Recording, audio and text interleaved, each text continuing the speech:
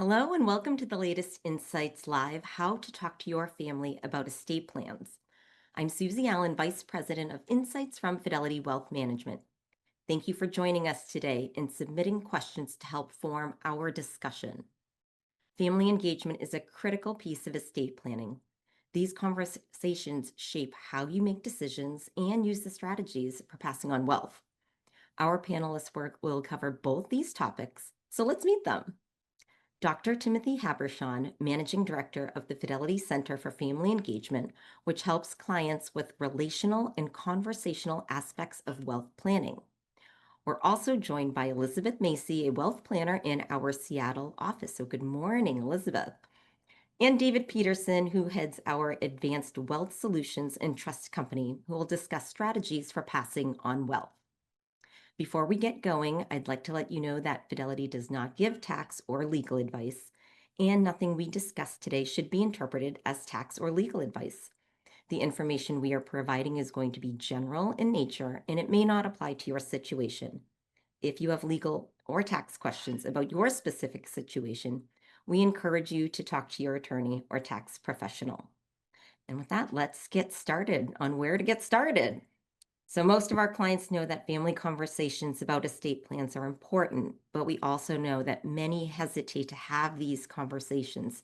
So Tim, where do you start? Well, Susie, the most important thing is we tell people to start slow, be incremental, right? And to have a practice mindset and practice with easier topics. Because when we think we have this one big family conversation or meeting we need to have, we will put it off. And it just feels too ominous. And so our research from our center found that the number one resistor that the senior generation expressed was, I don't feel prepared to have these conversations. And you can always feel more prepared for small steps.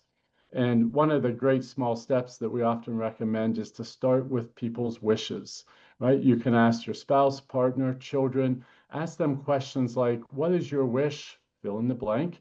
My wife and I recently asked our adult children, what is your wish about the future of our home, which also happens to be a vacation home for us? And you can pick any topic. What is your wish around potential dependent health situation or helping with grandchildren's education? So often our planning is driven by our fears. People spin in these fears. And by allowing us to flip to the wish, we step out of these fears. And we also get the benefit that wishes are the most intimate part of our thinking. And so when we ask people their wish, I think it creates a relational connection as well as a planning connection. Yeah, I love that wish-fear dynamic, Tim. We'll get into that more. Elizabeth, from your experience, your side of the table, so to speak, with clients, what are the concerns that hold people back from involving their family in estate planning? Yeah, I think first and foremost, the United States is a society where these topics are not commonly discussed. So there's this kind of unspoken taboo of sorts in breaching these subjects. So that's, the first hurdle that we have to overcome with clients. But after that, I would say the number one concern I hear from clients is worrying that if their children know that they're going to receive an inheritance, that it will demotivate the child from working hard in their own career towards their own purpose or make them less likely to develop their own financial discipline and autonomy. Yeah. Right, Elizabeth, thank you. And we'll certainly go deeper into these concerns. Tim, I want to go back to you here. Like, what are some strategies to help families make decisions together? Well, first of all, I totally agree with Elizabeth about demotivating kids as a concern, and we have to lean into that all the time. I would say the second overarching concern parents have is that if we ask our children their views, they'll think they get to make the decision for us or even with us. So we don't involve them, which is an interesting view if we just take the leadership space. And I teach an MBA class, I teach leadership. And I've never taught anyone to shut people's views out because you might have to consider them. We always say, go collect as many views as you can so that you can make the best decision. And I think that's a mindset I'd love to see us bring to this family and wealth space for we family leaders. And to help with that, we have a series of conversation cues. And one that directly gets to this, we call voice vote. And it's rooted in one of my relationship guiding principles. that if we're impacting another person with a decision, which planning is doing, they should minimally have a voice and maybe a vote. And I used this in a recent meeting with my kids around our balance sheet and some rental properties that we own. My wife's a realtor. And I call these micro meetings because we limit them to 1 hour on one topic, and it happened to be about these homes. And I started out by sharing this verbal boundary. I said, this is a voice, not vote meeting. We want your voices. We want it to inform our thinking, but we're going to make the decision later, and it is ours to make. I also reminded them that I didn't want them to debate each other's voices or views. I just wanted to hear them as individual. I wanted their standalone thinking. And so we can incrementally identify a topic or two where we could have a micro meeting tomorrow. I encourage you to do that. Where having your kids' voices would be important because you're impacting them. And it could be around some annual gifting. It could be helping with their education. It could be around your family's charitable giving, about what to do with family heirlooms, or even family vacations, how you want to spend them. And so I encourage you to just be curious and listen, because when we know we have the vote, we have the opportunity to get voices. Yeah, Tim, I love that. And I'll be honest, voice vote is something that I've used with my own family. I've been practicing it. So look forward and encourage that with financial discussions too. And that sort of leads us to our next question. You know, some parents may hesitate to share financial information with their children or other beneficiaries. In fact, Fidelity has a recent study on family and finance, and it really sort of validates and quantifies this. So what's your perspective on transparency? So transparency is a big word, right? And have lots of views, people in people's minds. But I would encourage people to view transparency as a developmental word, not just a wealth transfer word. And what I mean by that is this. When we're raising our children, we're always deciding where we need to be more transparent, even if we're not conscious of it, right? And so we think about safety topics or friends and people topics, how to think about a college and budgets, how to help them get started in life. These are all transparency moments that we naturally use. And transparency is about sense making around life and helping people grow in their thinking, grow in their life skills. That's a developmental perspective. But now let's think about what happens when transparency gets put beside wealth transfer, or even health and other planning topics, right? Then we shut down. And all of a sudden, we get secretive and we put off everything to future disclosures. And usually, it's at our death in a will. But that approach doesn't help anyone. It doesn't help them navigate life today or actually into the future. So take my case. My kids are in their late 30s, early 40s. They have said to me, Dad, we are doing our own life and estate planning, and we want and need a level of transparency so that we know how to make plans and make decisions, because your plans will impact us. And I don't hear that as entitlement at all.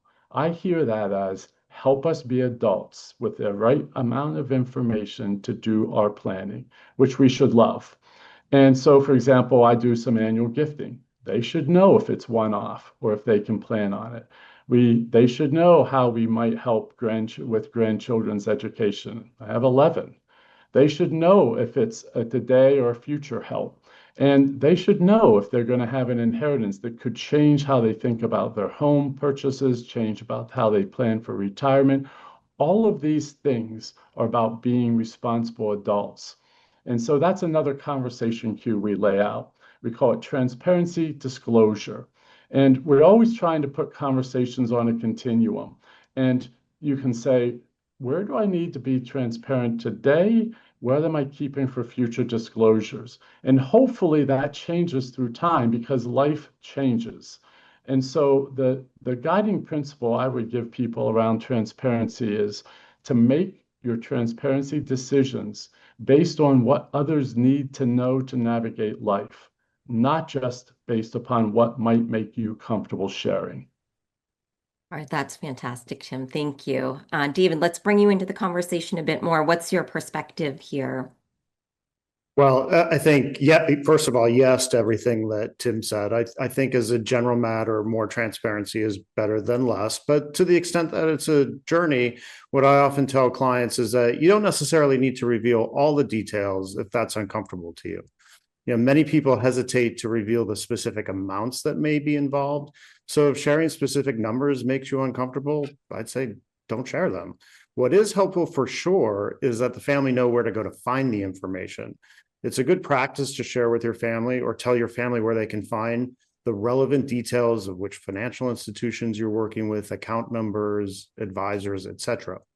We all know the story where someone's going through someone's loved one's filing cabinet and trying to find the bank account, the insurance policy, etc., or not even knowing if these exist, or throwing out all the paperwork in a filing cabinet, not realizing that there's valuable information and documents there, or more likely today, not having access to the computer where all this information likely exists. With respect to financial powers of attorney and healthcare proxies, your loved ones need to have these in order to use them. So if you lock them up in a safe deposit box or your family can't locate them, then the documents are essentially useless. So the more information you share with your family, the easier it is for them to help you if you become incapacitated or to help administer your estate. Yeah, that's very helpful, David. And I think of things we've talked about in the past about sending your family on a financial scavenger hunt. So let's not do that for sure. All right, well, sticking with family conversations, how do you help clients think through what conversations are most important to have now or what can be put off to later? So Tim, hope you can help us here. So we touched on some of this earlier under transparency, but we tend to put all of our planning into a someday bucket.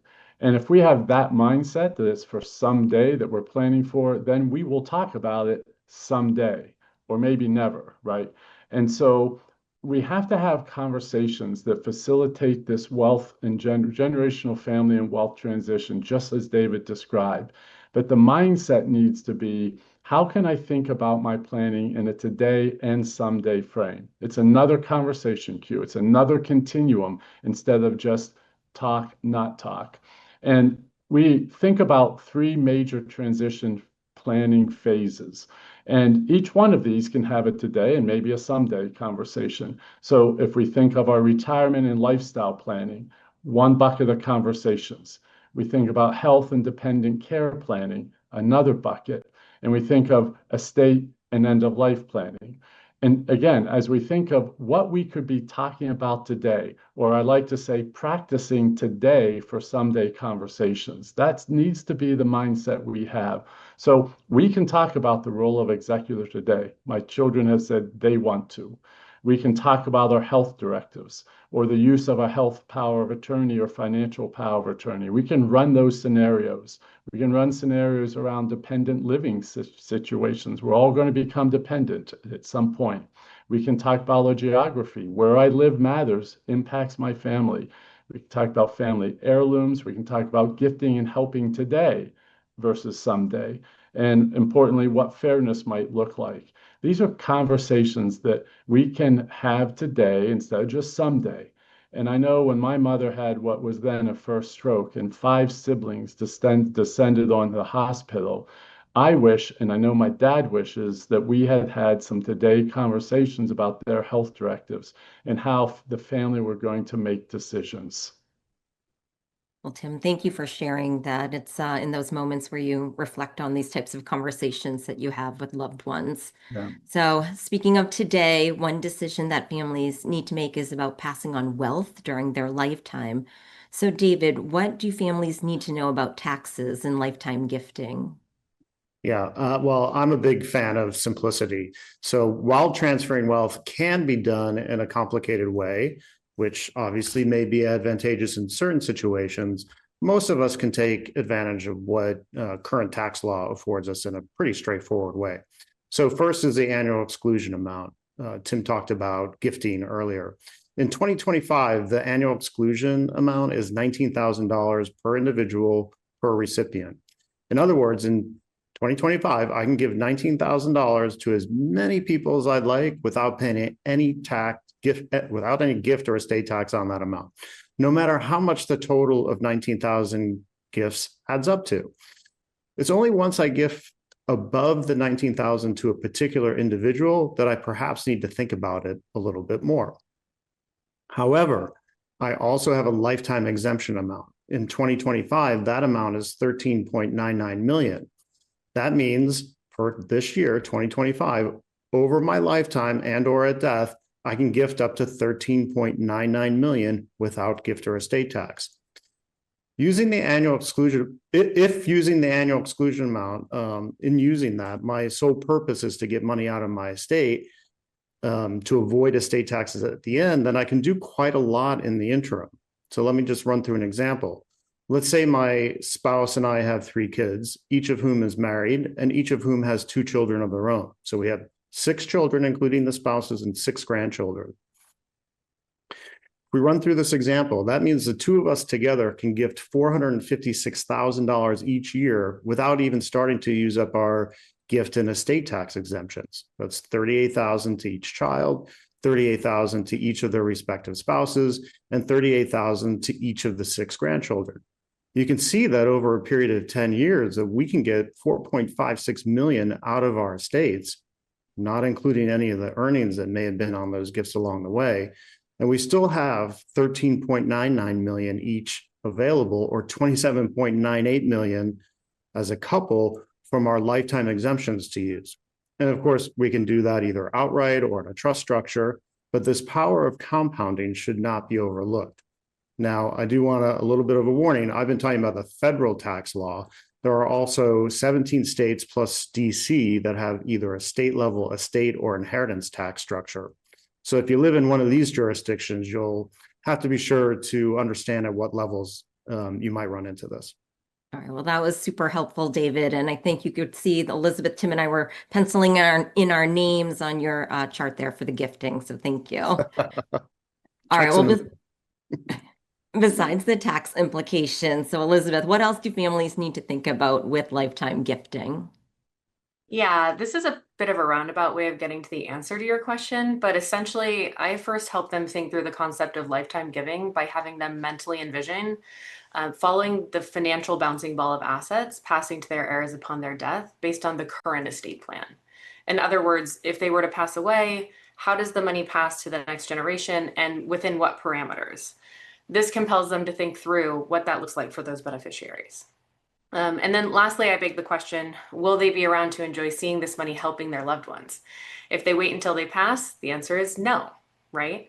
So then we complete an exercise where I challenge them to think about what passing certain amounts of wealth to children during their lifetime might look like in contrast. Does it help their loved ones in a material way that they get to see the positive impacts of while they're still alive? Although there's countless examples of how clients might give during their lifetime, one example could be paying for a large family trip with all of the children and grandchildren. Making memories with family while you're still around is absolutely priceless. Some of the other common ways we see clients give during their lifetime might include things like contributions to grandchildren's 529 plans or direct payments of tuition, assisting their children with purchasing homes, various forms of what I would consider to be memory-making activities, like the family trip that I mentioned or other experiences, and then whatever else aligns with their value system that they want to instill in the next generation. That's great. And, a question we often hear from clients and non-clients, what role does your team actually play in these conversations? Yeah, that's a great question. So as a wealth planning team at Fidelity, we're charged with digging deeper and exploring aspects of the client's financial system beyond just investments and retirement planning. So when we identify a need in the realm of estate planning or generational wealth transfer, we usher clients through a similar exploratory exercise like the one I just illustrated. After that exercise, we can be really intentional about identifying the additional service providers to bring into the conversation to continue building the plan and strategy. As an example, we very often bring in our advanced planning team that can help review existing estate plan documents with our clients within the context of the financial plan that we've recently established with them. And then as a follow-up to that review, oftentimes our advanced planners can also collaborate with the client's estate planning attorney. Ultimately, our team initiates the conversation and then quarterbacks bringing in all of the relevant professionals to make changes to the plan that are more deeply reflective of the client's goals. We help you connect all the dots. Fantastic. Of course, some of these choices may depend on the specific or unique needs of the people you are passing wealth to. So, Tim, what's your view on dividing assets fairly between your heirs? You mentioned that earlier, so let's Yeah. key in on fairly here. Yeah. Well, surprise, it's another conversation cue, fair, equal. And what is fair in a family is a hard topic. And so we generally avoid it, and we avoid it by defaulting to everything is always equal. And here's my fairness guiding principle, though. All things being equal, fair should be equal. But what's the punchline, right? All things are never equal. And so I have two music teacher sisters, and my nuclear engineer brother and I are in very different life circumstances. And my father asked us a question about his will, and we said, no, it does not have to be equal. And so there's no single solution for every family, but we got to ask ourselves, can we talk about it? So I have a special needs granddaughter who currently needs 24/7 care. And it's hard for things for me to think about, for the family to think about, things being financially equal around that potential need. And we don't even know what it might be. But the question is, can we talk about it? So I raised my kids with a saying, different things for different people at different times. They still know it today. And so when they would say, oh, I didn't get to spend the night at so-and-so's like she did, or I didn't have that experience, I didn't get to go shopping, or I didn't get to study overseas, I would say, different things for different people at different times. And families have to learn how to navigate and talk about differences. So an important insight I would give is this. We think of our family as always being the same because that's what family is. But in reality, as families age, we get more different, not more similar. And yet when we do our planning, it's usually based upon us pretending to be all the same, and we get stuck in some childhood views of what a family looks like. So if you just take my family, my kids, 4 kids, I have 3 in-laws. That means I have 3 in-law co-parents, and I have 1 partner in-law. I have 1 divorce. I have 11 grandkids. I have 1 special needs daughter. I have 4 different financial situations. I have my own evolving marriage and my own later in life aging realities. So it's not possible to not talk about these differences if we want to do planning that actually takes into account their thinking. And so we may need a new guiding principle for our planning. You are planning for differences that you don't fully understand. That's a different mindset than we usually have. I think it's really relatable to understand that evolving family that you talked about. But I'm wondering, so if you're planning to take financial circumstances into consideration in your bequest, how do you have these effective conversations with your family? Yeah, I want to say very carefully, having 4 kids. But I think I've said most of it, but we have to realize these are vulnerable conversations. They're about life and relationships, not just financial and tax planning realities. So we have to have a willingness to be vulnerable, to be real, to actually talk at the emotional level. So another skill that we often teach, we call process out loud. It's a conversation starter when you feel insecure and vulnerable. So we define it as saying what you're feeling and what you're thinking to invite people in their conversation. So it sounds like this, just making it up, right? I might be, listen, I'm feeling a little nervous and even out of my depth. But I'd love to talk about potentially some financial gifting today. And I'd love to hear your needs and your wishes and to evaluate what that might look like. That's what I'm thinking. So let's say it. And we have to get beyond that planning is analytic, not emotional. It is just not true. And we pretend it is to make us feel less vulnerable. But our center is trying to focus on the skills. We call ourselves the how people, the skills that you need to have these conversations, to practice these. I call conversations a skill-based sport. Families can learn to do it, and they can learn to do more, and they can learn to do it better. And I'm trying it in my family. Yeah, money is certainly an emotional topic, that's for sure. Elizabeth, how might the financial circumstances of different beneficiaries impact your choices of which assets to leave to whom, building upon Tim talking about fair and equal? Yeah, absolutely. So I guess we could talk through a really common scenario I see with clients. Let me provide a little bit of context before we jump in, but based on current tax laws, in most cases, if a non-spouse beneficiary receives a retirement account, they're required to distribute that account in full over a 10-year period of time. Let's say you have a $2 million IRA and it'll be split between 2 children upon your passing. Let's also say that one of your children is in the 37% marginal federal income tax bracket, so higher earner, and one is in the 22% marginal federal income tax bracket. The value of a retirement account dollar will be higher for the lesser earning child because they will pay less taxes upon those distributions. In these scenarios, sometimes clients will elect to leave more of the retirement account assets to the lower earning child and more of the non-retirement account assets to the higher earning child. The non-retirement account assets would typically receive a step up in cost basis upon their passing and transfer to the outlined beneficiary income and capital gains tax-free. And so certainly some strategic considerations there. You know, for assets that you don't transfer during your lifetime, your estate plan should outline how you want those assets to pass after death. So David, can you walk us through the ways assets can pass to heirs? Of course, yeah. How assets pass to beneficiaries is an important concept to understand because it's really the foundation of all the planning that we do in this area. And there is a specific order to the distribution by legal ownership rights, by contract or beneficiary designation, through a trust structure, and by will and probate. If you don't get it right, any money that you've spent on creating wills and trusts could be upended by it. The first thing that I do is look at title. So title refers to the legal ownership rights to property, and property can be titled in different ways. Common title designation for, say, a jointly held brokerage account is joint tenancy with rights of survivorship.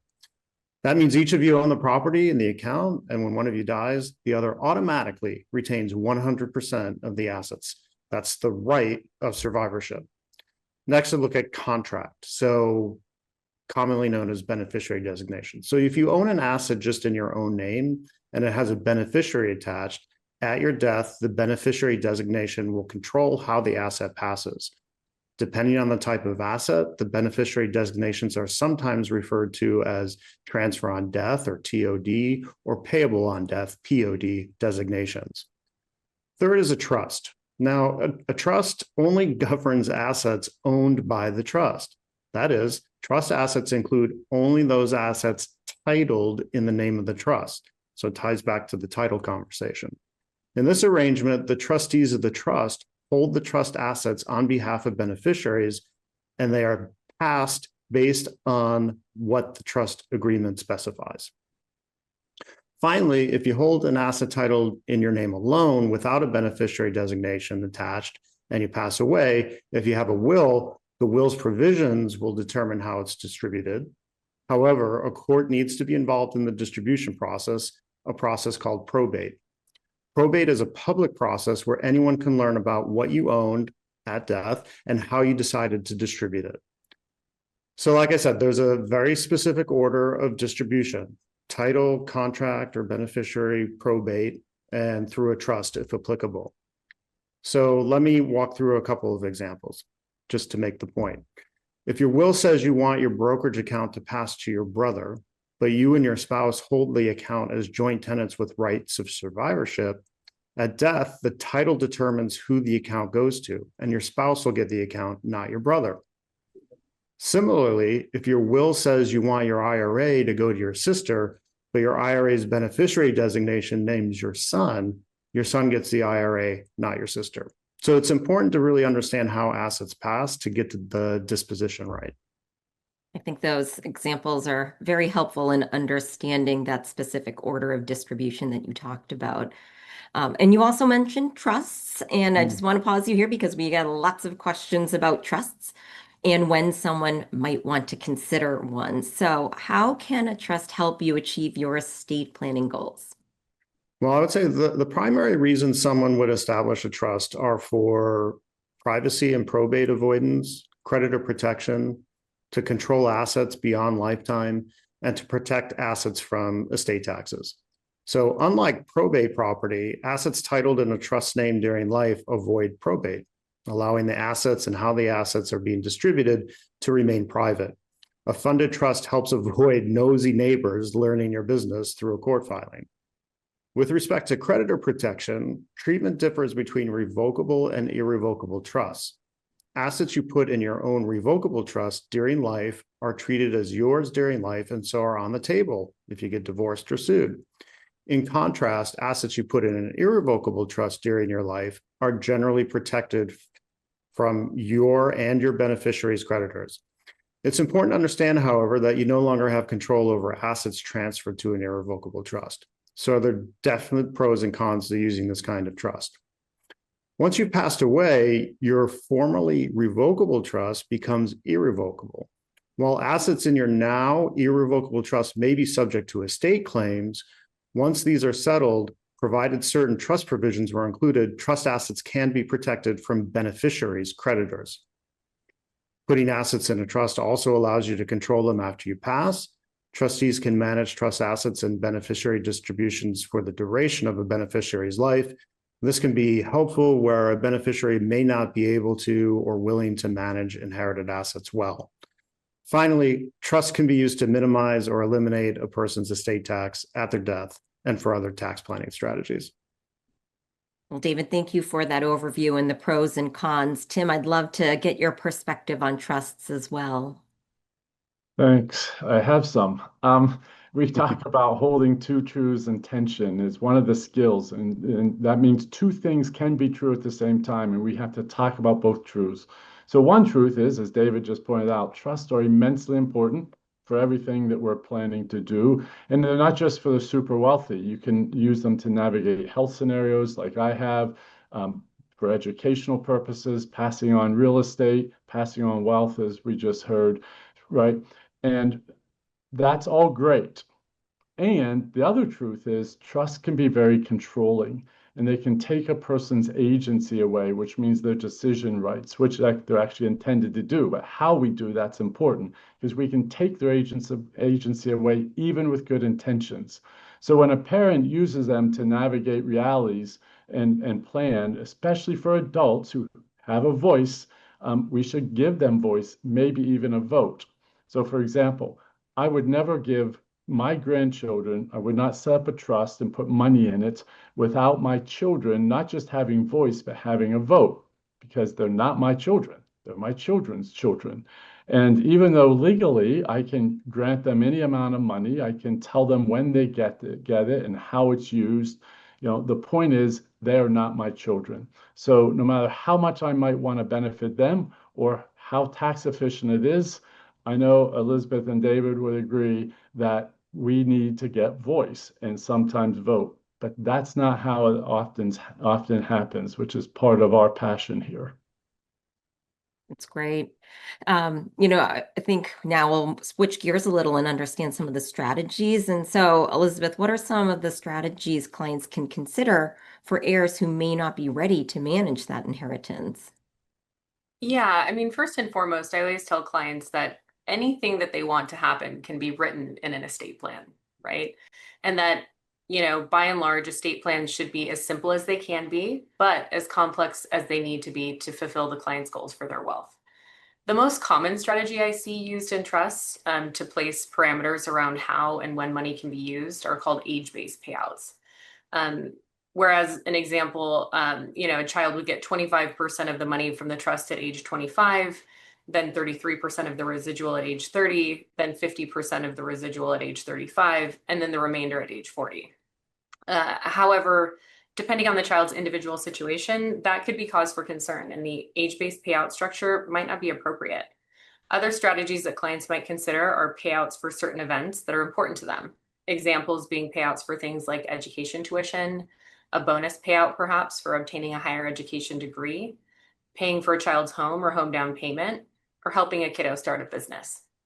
Another option that I've seen on occasion and that I actually have in my own estate plan is matching a certain percentage of the child's earned income with special provisions for incidents of future disability. Some people believe this strategy only rewards high-earning children, but I actually believe it can also help a child who wants to dedicate their life to public service, as an example. Let's say as a teacher. That's not a high-paid job in our society, but it is one that is highly valuable in terms of what it provides to our children and our communities. That child's income could be supplemented by the trust and allow them to dedicate their lives to their true purpose while maintaining a more comfortable lifestyle. Great considerations, Elizabeth. Thank you. I want to talk about the people who are involved in your estate. So, David, what are some considerations for who takes on what role in handling your estate? What a great question, because instinctively many clients gravitate towards family members or trusted friends, believing they'll do the right thing. It tends to be more of an emotional process rather than a thoughtful analysis of needs and abilities. Maybe we'll just review what the 4 key roles are. The first is agent under a power of attorney, agent under a healthcare proxy, an executor, and a trustee. Now, the agent under a power of attorney, sometimes called an attorney in fact, this is the individual that you give the authority to act on your behalf in financial and legal matters. If you become incapacitated, the agent under your power of attorney can do things like access your individually owned bank account, pay your bills, manage your individually owned investments, sign contracts on your behalf. So you'll want to name someone who's capable of handling money to serve in this position. An agent under a healthcare proxy, sometimes known as a power of attorney for healthcare, makes healthcare decisions for you in the event that you can't do it yourself. So a healthcare proxy is often paired with a living will.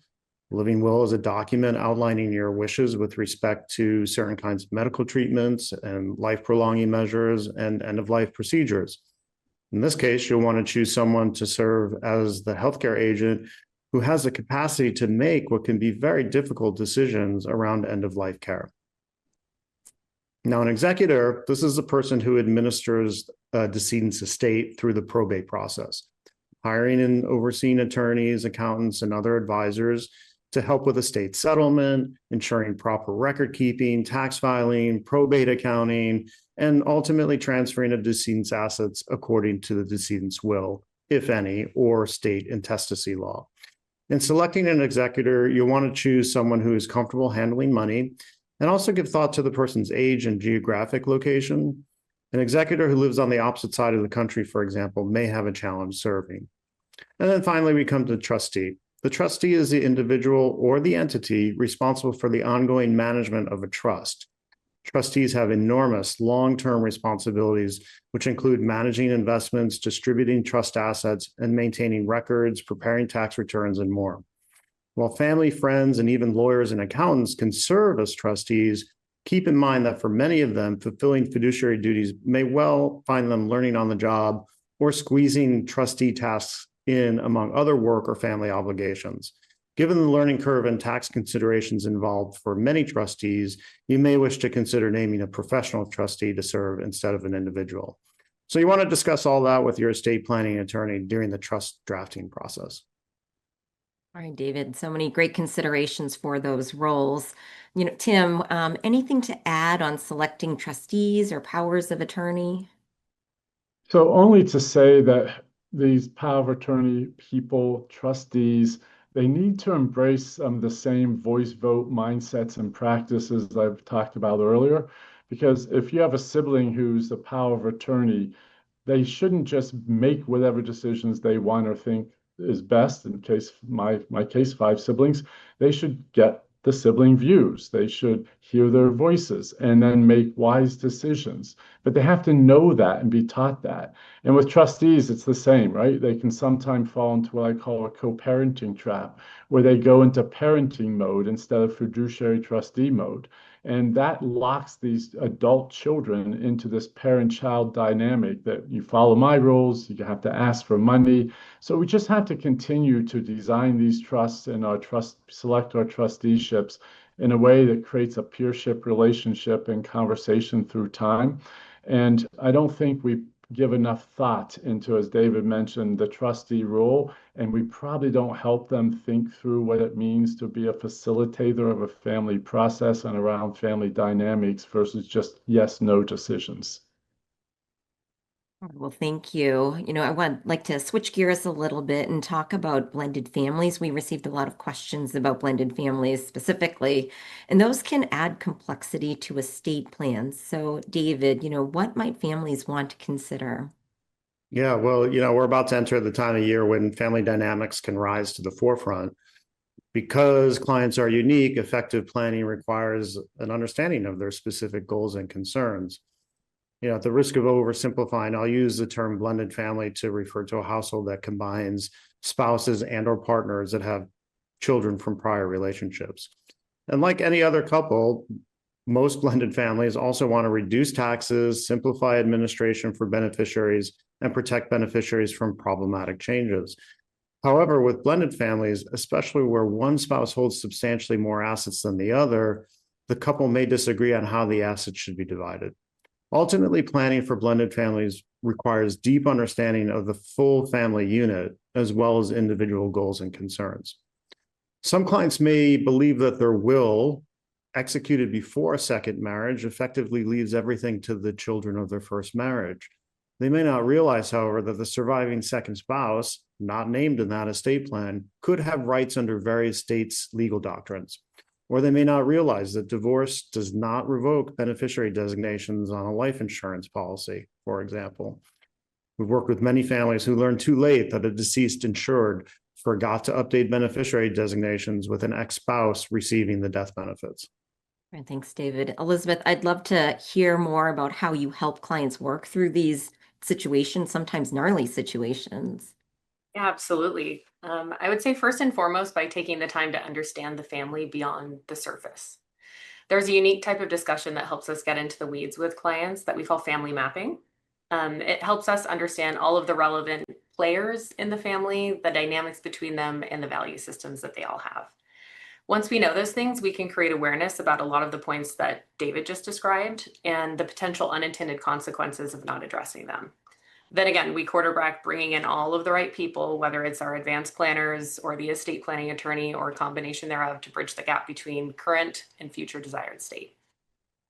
Well, we've been talking about dividing assets between beneficiaries, but some assets like real estate or heirlooms aren't so easy to divide. Elizabeth, how do you help clients think through the division of non-investable assets? Yeah, so that goes back to that family mapping discussion that I referenced around this larger family ecosystem and then those unintended consequences of passing certain types of assets to certain people. I think divvying up of heirlooms is quite easy to articulate in an estate plan. It's literally a small document within the suite of estate plan documents that outlines a distribution plan for specific personal property.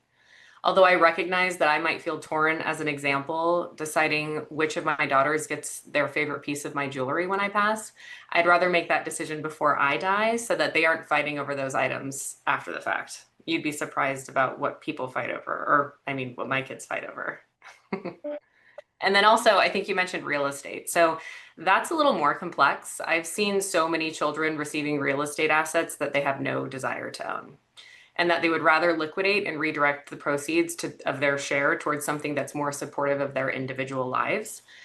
Countless times I've interacted with clients who own real estate or commercial property that they can't sell out of because the legal binding agreement that governs the property requires consensus of all of the siblings, or if it has passed to the third generation of recipients, all of the cousins.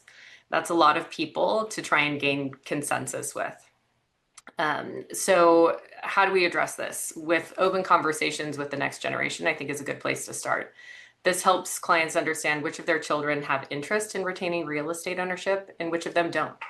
Once they know that, they can tailor their plan to be more in support of each individual child if they desire. All right, Elizabeth, I'm going to keep you on the hot seat a little bit more since you've shared so many great strategies. One thing we hear is how often should someone revisit these conversations? How often should they be redoing this? Yeah, so when I think about, revisiting an estate plan, I would say at least every 5 years, or when there's what I would consider to be a material change to their life that may or may not impact their plan. A material life change could be, as an example, a child planning to get married, the birth of a child or a grandchild, the passing of a key family member, entering into a new partnership with a person where you might have children from a prior relationship. So that kind of new blended family dynamic, or dynamic changes in your own health. There's no harm in checking with your financial planning professional or your estate planning attorney to inquire if a change in your life might warrant an update to your estate plan. All right, well, we're just about at that time. I want to thank our amazing panelists for such great insights on this topic. Let me summarize a few key takeaways from today in our conversation.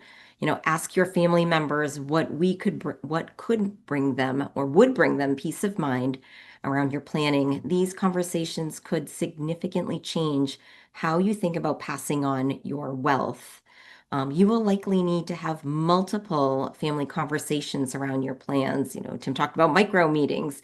These decisions are not one and done. And finally, reach out to your financial professional for education and guidance about common estate planning strategies and for help getting started on these conversations. We hope you, our viewers, will join us for our next Insights Live webinar on December 11th, where we'll be discussing our 2026 outlook for the markets and economy. And in the meantime, please reach out to your Fidelity representative to have your specific questions answered. And for more timely market updates and insights on other financial planning topics, subscribe to Insights from Fidelity Wealth Management for exclusive invitations to future wealth management webinars and access to our weekly newsletter. Thank you so much for joining us.